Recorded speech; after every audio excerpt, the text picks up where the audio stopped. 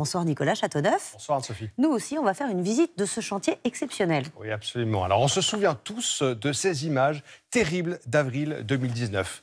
4 ans et demi plus tard, Anne-Sophie, regardez, Notre-Dame est cernée par les échafaudages et les grues. On le voit ici. Et pour y voir un peu plus clair, eh bien, voici Notre-Dame reconstituée telle qu'elle était avant l'incendie. Voilà, attention à vos pieds.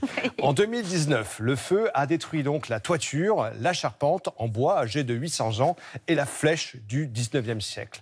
Dans sa chute, celle-ci fait s'effondrer les voûtes du transept, comme on le voit sur cette image. Alors l'urgence, Anne-Sophie, a été de consolider la structure. Donc des cintres gigantesques comme celui-ci, en bois, ont été installés sous les arcs-boutants et sous les voûtes. Une grande bâche également a été installée au sommet pour protéger la cathédrale de la pluie. Alors depuis, un travail titanesque a été accompli. À l'intérieur, les vitraux ont été restaurés, les murs et les fresques ont été entièrement nettoyés ou alors repeints.